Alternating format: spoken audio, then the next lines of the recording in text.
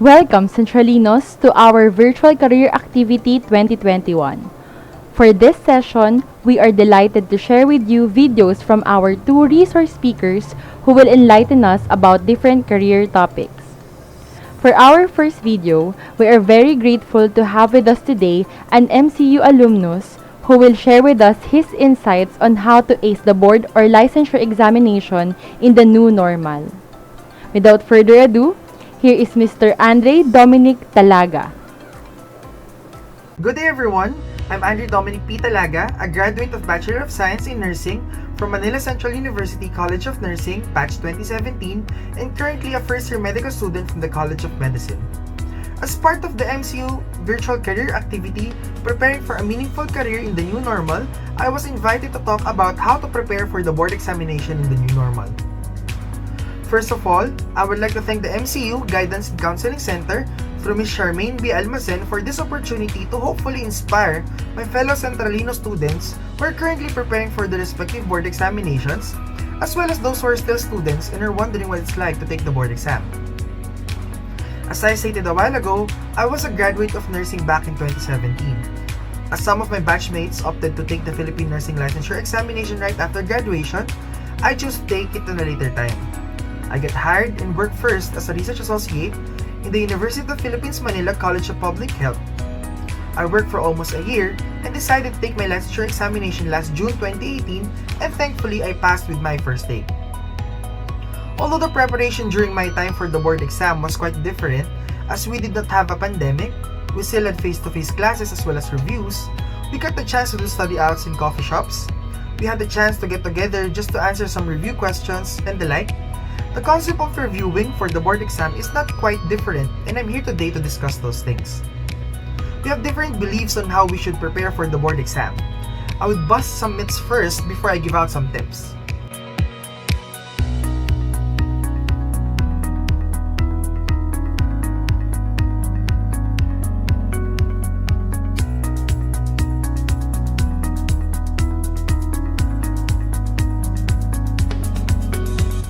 Number 1, believing that being good at a subject is a matter of inborn talent rather than hard work.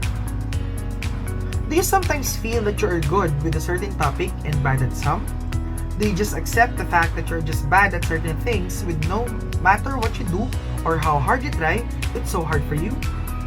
This line of thinking, believe it or not, hurts our ability to learn and improve on our performance. Some studies even show that when we think that we cannot do something or be good in something, we tend not to work hard or persevere. So we have to change this kind of mindset in order to achieve our goal.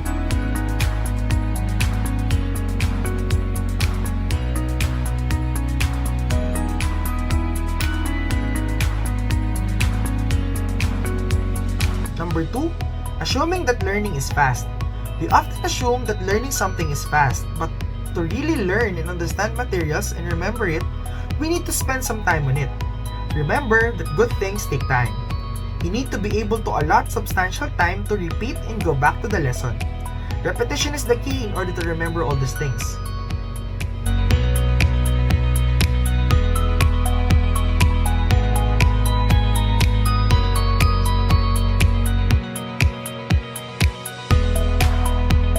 Number 3, thinking that knowledge is composed of isolated facts. Learners struggle to study as they tend to memorize items independently rather than correlating and interrelating concepts. Reading and highlighting important concepts in the book and your reviewers would make you feel that you're learning, but isolating these terms would not help you understand the lesson at all. Robert Bjork, an expert on learning and memory, said that we are not man-made recording devices.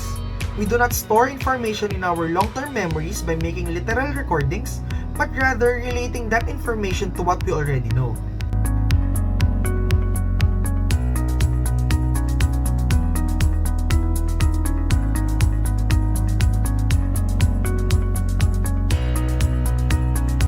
Number 4, believing that multitasking is easy, especially during class or studying. We often focus on 2 or more tasks at a time, and that is normal, but believing that you can execute more than one thing effectively is a myth. Neuroscience shows that whenever we do 2 tasks simultaneously, our brain switches back and forth between these two and might miss important information in doing so. In reality, multitasking has even led to medical errors.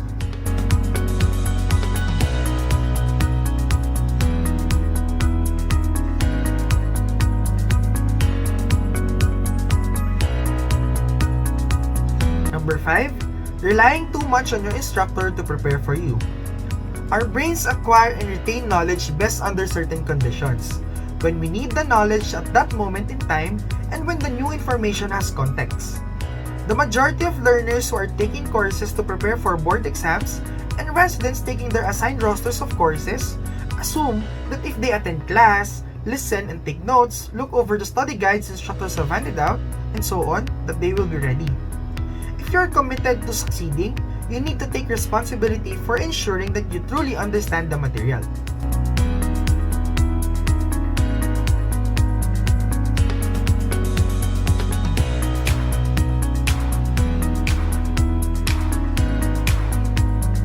Six, not leaving enough time to study.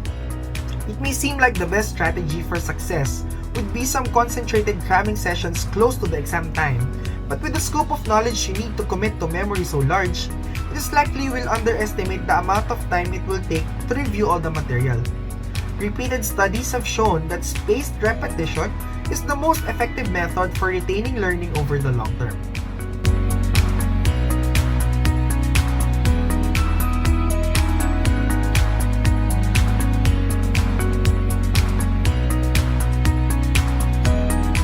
Seven, studying in an arbitrary rather than priority order. You can't know exactly what's going to be on the exam, but the boards do publish blueprints showing what portion of the exam will be on the various topics, as well as tasks are more likely to be tested on for a given topic. It would be better not to go down the list of topics alphabetically when preparing for the board exams, but to use study materials that are proportional to what's covered in the exam, and to focus your attention on the highest priority items.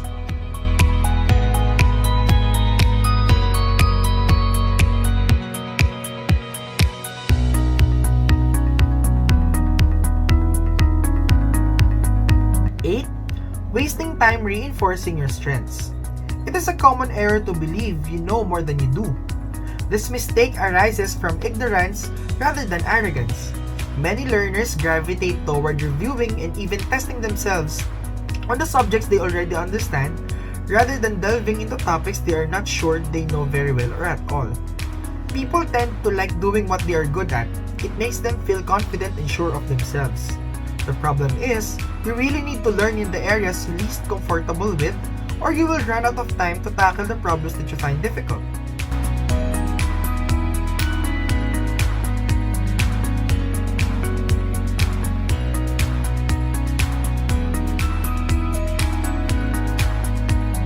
Number 9, using passive study strategies. The most common method of studying for the board is reading. Reinforcing your knowledge through repeatedly reminding yourself of the information you have to remember. It is also the most passive method and leads to poor memory retention.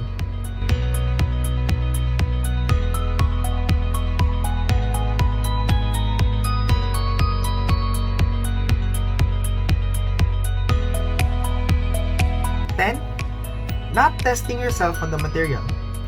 Testing has a powerful effect on long-term retention. That is according to Roediger and Karpik. Dozens of studies show that you will recall 50% more of learned information by testing yourself than by using the same amount of time to study. Researchers suggests that if you learn about the research underlying effective study strategies, you are more likely to abandon myth-making, adopt effective approaches, and succeed on your exam than people who have not been exposed to this information. Now that I've told you some mistakes to avoid, this is how you should study for the board exam.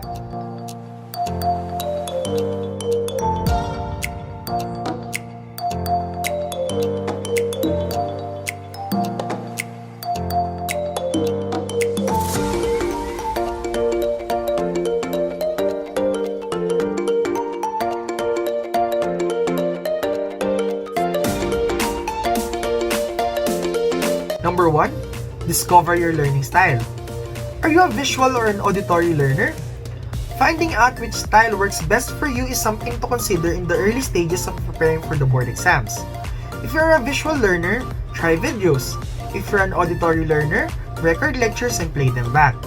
Adaptive learning works especially well for those looking for a dynamic experience that is based on learning theory and science.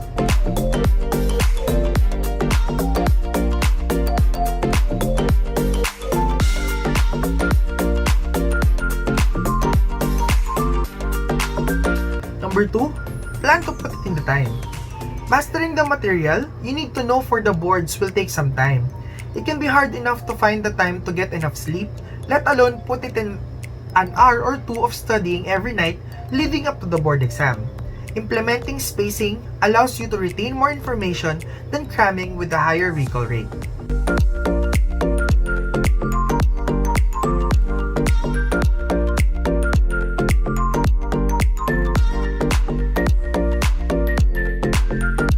Number 3, start a study group. Preparing for the board exams with your friends is a great way to help address each other's weaknesses. You may have one area completely covered to the point where you can be the teacher of the group, yet struggle immensely in another area. Try to have everyone agree on a set time to meet. Your discussions will go a long way. During this time of pandemic, you can organize group studies through Discord and Zoom with your friends. You can even try to do Pomodoro technique with your friends.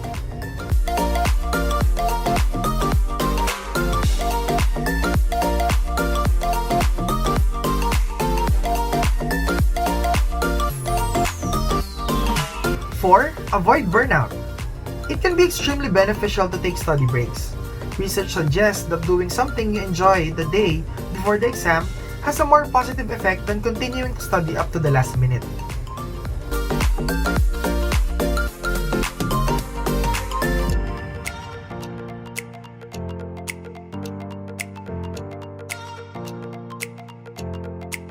Five, exercise during your breaks.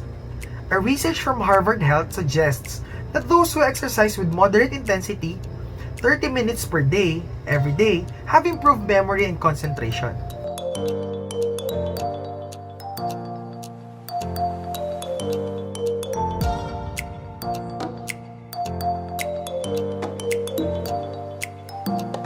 Six, take advantage of mobile resources to study for boards. There are numerous apps that can give you tools to create your own flashcards and exams. Study shows that students who use online studying tools have higher test scores than students who don't. Reviewing board exam flashcards is a lot easier than trying to search through a textbook for a specific review section.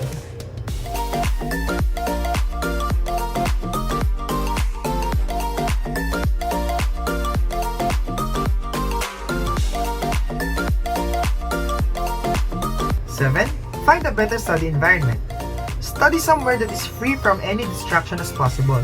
Find a quiet corner in your local library or in your room that you can rely on for a focused study session.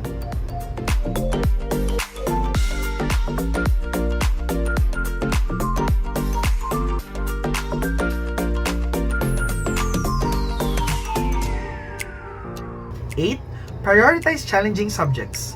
It's tempting to procrastinate on harder subjects, but you don't want to be caught without enough time to master them. Knowing which subjects present the biggest challenge to you allows you to decide how much time you'll dedicate to them versus reviewing what you're more comfortable with.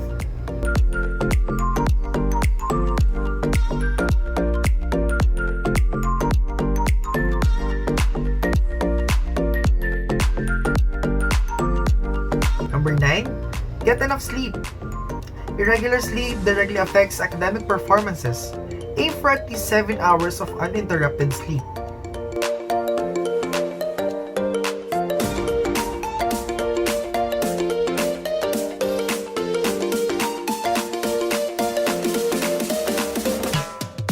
And last but not the least, number 10, test yourself.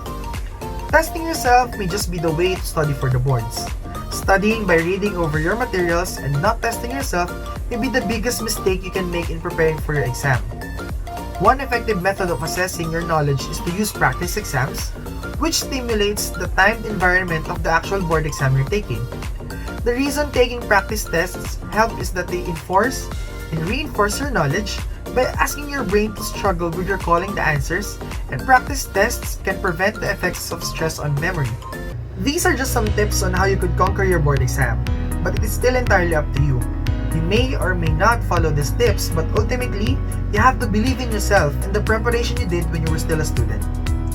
Start preparing for the examination as early as possible so that you will not be rattled when the examination day comes. Your goal should not only be to pass your board exam, but to be on top. Dream big and aim high, Centralinos. A blessed day to everyone.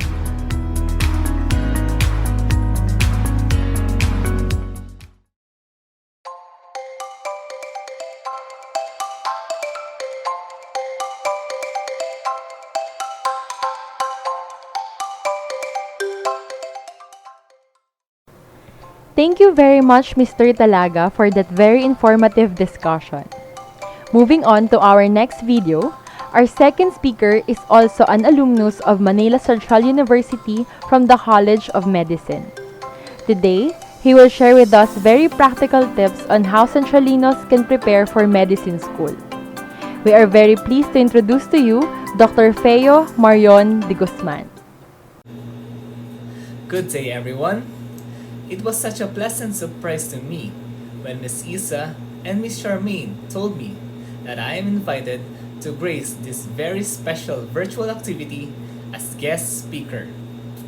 I then wondered and asked why me, when I learned that it would somehow be an inspirational message. The next question was, how will we be able to inspire? I pray that after my short talk, I can give justice to the role I am tasked with. I guess I will just share my experience as well. Having the opportunity to study during this time of pandemic is a blessing. You are very fortunate for having parents who send you to school. There are a lot of students out there who dream of being in your shoes. So please don't ever waste that opportunity. Every parent knows how hard it is to work day and night just to make both ends meet, to provide food on the table, answering family needs, and sending their children to school. During this pandemic, many parents lost their job. Others have limited working days. However, they do their part every single day to provide for their children's needs. And helping them to get there on their feet, guiding them, loving them, and giving them a taste of independence until they are ready to spread their wings and fly on their own and perhaps soar to greater heights. The theme, Preparing for Medical School, clearly illustrates your concern for your chosen field, as well as your determination to preserve one of the most challenging yet worthy vocation.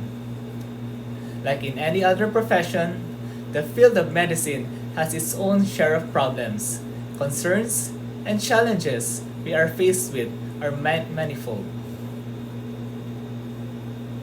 Other students think twice before entering the medical school because most of the pre-med graduates leave their profession and their country in exchange of a more promising future abroad.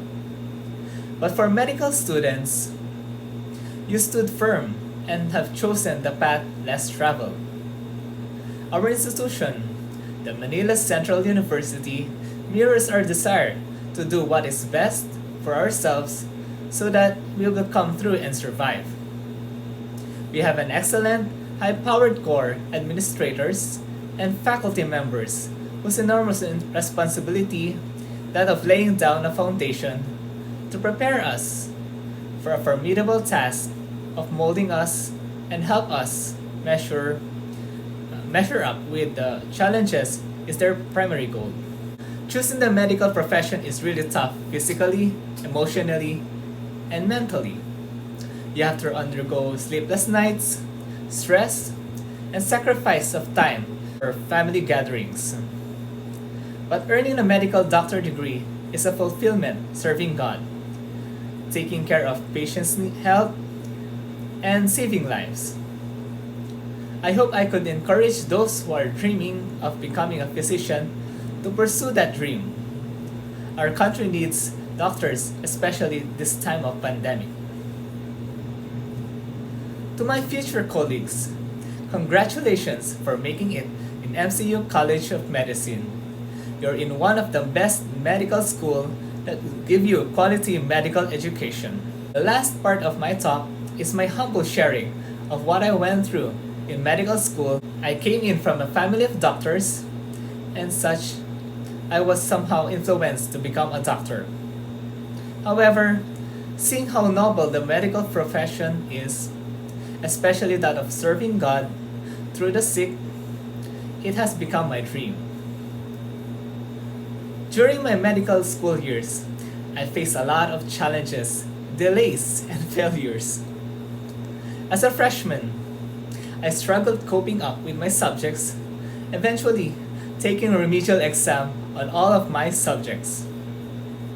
I didn't succeed to pass all of those subjects, so I was delayed for 1 year just to take that one subject, which I eventually passed. As a sophomore medical student, the struggle continued. I again took the remedial exam again on all of those subjects and again failed one of them. It was that at that time, I asked myself if I should give up or should I just change my profession, for maybe medicine is not for me. I was at my lowest then. Nevertheless, I then realized that God has a reason for allowing things to happen in our lives. He won't give us a challenge which we couldn't handle with His help.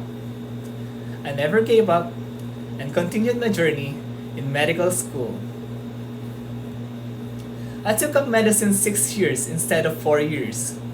I even heard others telling me if I were you, I could have quit. Some even asked me if am I taking a master course in my subjects.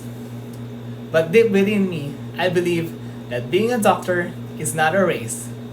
It's about how you cross the finish line. For you will achieve your dream in God's perfect timing. After I earned my medical degree, my next challenge was to pass the physician licensure exam. Another challenge came was that I didn't succeed on my first take.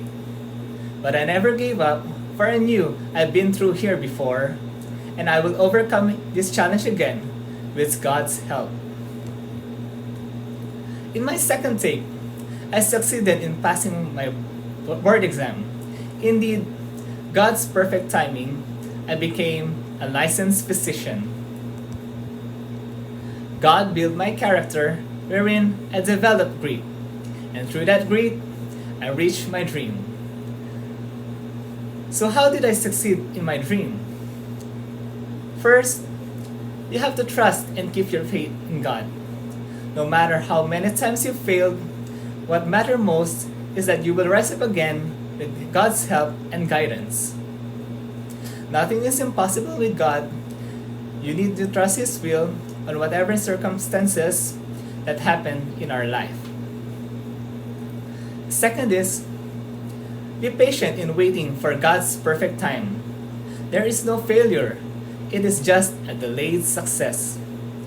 Failure only happens when you stop achieving your dream. And the third and the last, believe in yourself and always think positive that you will pass and you will succeed. This is Dr. Feo Marion De Guzman. Thank you for listening. Thank you very much to our speakers for today's session. Centralinos have surely learned a lot on how to prepare for their licensure examination as well as readying for medicine school. On Friday next week, May 21 at 10 o'clock in the morning, we will have another resource speaker who will share with us how to prepare for employment and job hunting in the new normal. We are hoping to see you again in our live stream next week. Until then, take care, Centralinos!